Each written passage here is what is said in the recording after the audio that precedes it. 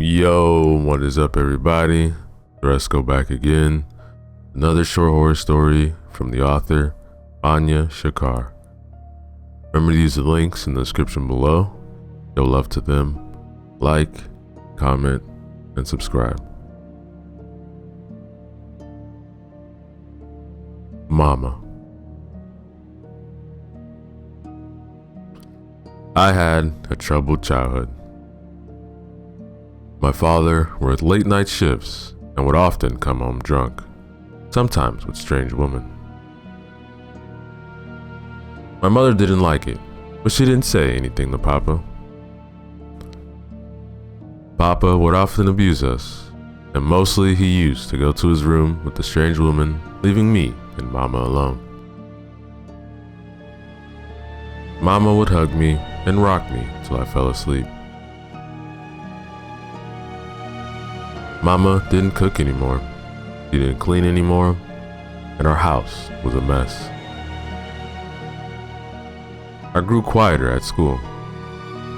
I was not regular with my homework, and there was nobody at home to help me with that homework. I had no friends left.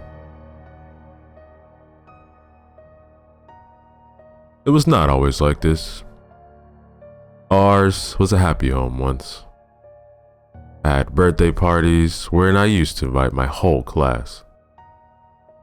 There was a clown at my party and balloons, cake, and gifts. It was the best day of my life. Things started changing from the day I saw Mama and Papa fighting. It was a huge fight. They were shouting and I was scared, very scared. Then Papa punched the wall and Mama started crying. I started crying too. Mama held me up in her arms and started walking towards the door, but Papa didn't let her. Put Allie down, she isn't going anywhere. Mama held me tighter. Then he hit Mama and we fell on the floor. Papa picked me up and locked me in my room. I heard their shouting from some more time in the other, but then I fell asleep crying in my bed. Next day, when I woke up, Mama was not at home. I searched for her everywhere, but couldn't find her. Papa sent me to Grandma's house for a few days, and when I got back, everything had changed. I still couldn't find Mama, and Papa was far away, even though we were in the same house. The night when Papa brought the first strange woman home, and I went to my room feeling terrible, I saw Mama sitting on my bed. She looked pale. She was wearing the same white nightdress she was wearing the last time I saw her. She always wears that dress now. Her lips had turned blue and her eyes had turned saggy. I was anxious at first when I saw her. I thought she was sick. Then she held open her arms for me and I went running to hug her. She hugged me and I shivered from the cold. That was the first night she rocked me to sleep, singing my favorite lullaby. When I turned 7, I told Mama I want a birthday party. Mama told me to ask Papa. That evening, Papa came home drunk with a woman I didn't know. They were both still drinking, and the woman laughed at me.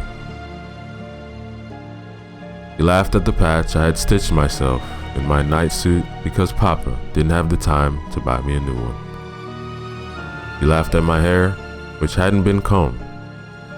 She laughed because I was so skinny, as I only ate cereal and juice for all my meals. He even laughed at my torn socks. Tears were building up in my eyes, not because the woman was laughing at me, but because Papa didn't say anything to her. Papa? He was not listening. Then I felt a cold, bony hand on my shoulder. I looked up, and it was Mama. She was crying for me. I had turned around and hugged her.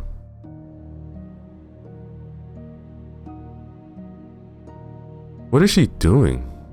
Your daughter's total cuckoo, I heard the woman saying. Oh yeah, she takes after her mother. And then they both started laughing. They left us in the living room and went to Papa's room. Mama held me up in her arms and rocked me to sleep in my bed. That night, she didn't say it with me like every night. Next day, when I was in school, someone from the principal's office came and spoke to my teacher.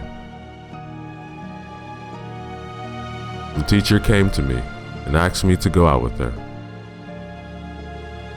I looked at Mama sitting near the window. He nodded, and we both went out with the teacher. Oh, Allie, I don't know how to tell this to you. You poor kid. You poor kid.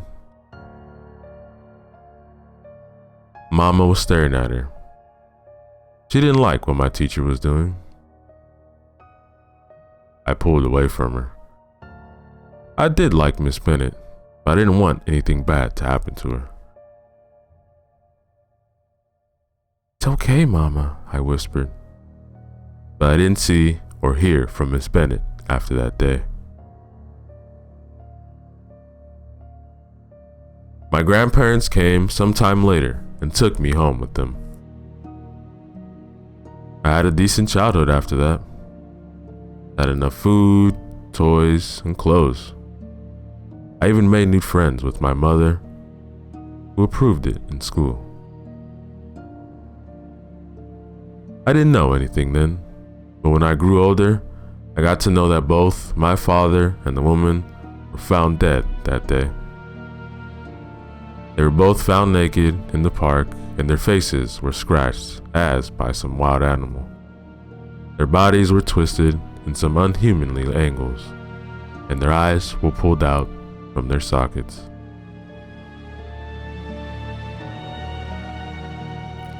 Mama still lives with us, and she still rocks me to sleep every night, even though I am 18 years old now. I will soon be moving out of my grandparents' house soon. As I am writing this, Mama is sitting with me, stroking my hair. And that, ladies and gentlemen, is the end of our story.